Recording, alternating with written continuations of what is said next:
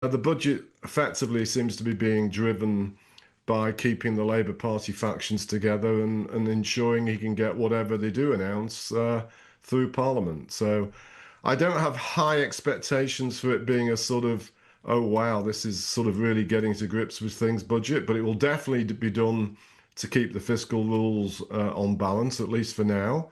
But I don't think it will get rid of any of the persistently circulating questions that have basically dogged life here since they became in government. Jim, let me get to one of those points. One other thing I should quickly add, sorry to go on so long, but That's okay. I do think they're going to make quite an effort to do some things to make sure that energy and food prices might be under less upward pressure, or in fact possibly down a bit, in order to try and get consumer price inflation to be weaker than people are currently forecasting, in the belief and hope that it would lead to lower interest rates from the Bank of England than the markets have priced.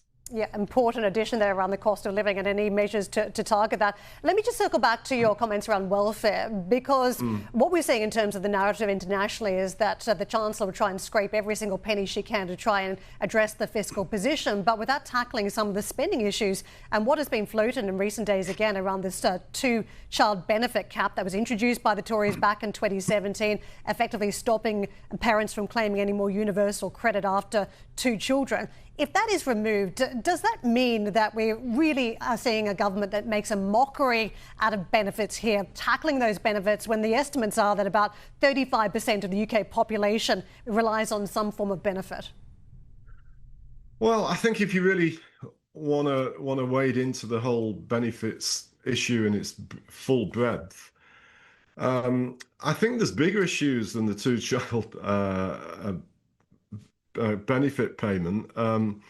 I personally, without being an expert in that area, just find it a bit odd that at a time where so many people are struggling to support a small family, that you're going to get more support for even more kids. But I don't think the inequality of that within the overall welfare payments is as crazy as the amount of spending on what's now called PIP payments, which is effectively 4 other forms of welfare payments for people that claiming disability benefits, and often people that aren't working either. And as has been shown by a number of analysts over the past few months, that those that claim all 4 are actually earning 2,000 to 3,000, or receiving 2,000 to 3,000 pounds a year more than the minimum wage.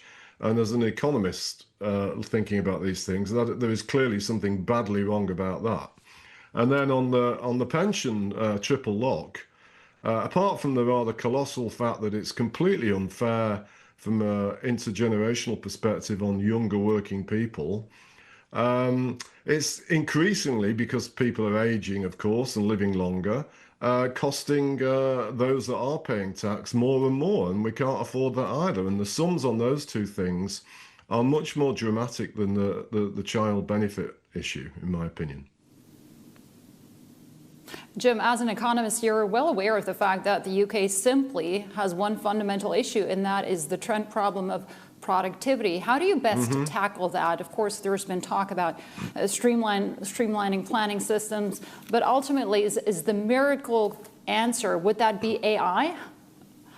So let me say 2 or 3. I mean, I could spend hours talking about this, but the one thing that I do want to give this Chancellor public acknowledgement about is that she is committed in her second rule to increasing public sector investment spending.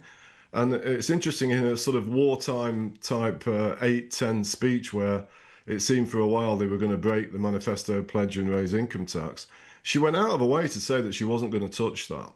And I think that is very important for boosting UK productivity. And it's been something that has dogged British leadership going back all the way to the days of Margaret Thatcher, even, when faced with short-term fiscal challenges, they always slash public sector investment spending. So she deserves huge credit for that.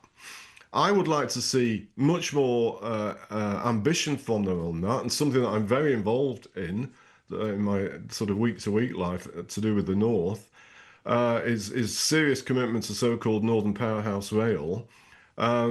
Because actually, if you cut into it regionally, there are some parts of the country, particularly Greater Manchester, that are showing significant improvements in productivity. And we need to see that happening to other parts of the country, including, ironically, London, which has been so weak, effectively, ever since the great financial crisis. But they need to be really following through on their ambition about planning reform. Again, if I was talking to you 6 weeks ago, I would have said with some belief that I thought they might be prepared to completely revamp property taxes in the UK, but it looks like for whatever reason they've backed off that. But that would be something that virtually every economist would say would be very positive for UK social mobility and therefore productivity. And so there are quite a lot of things they could do and should do, but it sort of goes back to the core issue and the narrative surrounding this budget is what exactly does this Prime Minister and his team really believe in? Absolutely. Can I put the AI question to you once again? Interesting report out from Moody's on Friday saying the UK could gain more than any other country or more than most other countries, given that, of course, it has an 80% exposure to the service economy. Do you believe in that? Will that materialize? You asked me this question on the day where I've just read a piece of my old pal Nouriel Roubini, who's written a remarkable piece in the FT about how positive he is about all of this for the trend rate of growth in the United States. And small part of my brain thinks, given that Nouriel spent most of his adult life being so negative about everything, maybe that's a really red flag about just how overly excited everybody is about AI. But to be more generous about Nouriel, and I think it is true, and link it to the NHS issue I raised earlier about how much colossal spending's going on in there. That the positive benefits of AI could really dramatically improve the really deep areas of weak productivity in the UK, of which social care and the NHS are right at the top of the list. The amount of money that's been thrown into NHS the past 20 years and productivity has gone down is having a big influence on the overall average productivity performance of everything in the country. And AI is a sort of perfect tool for being much more serious about solving those kind of things. So yeah, I have quite a bit of sympathy with that idea.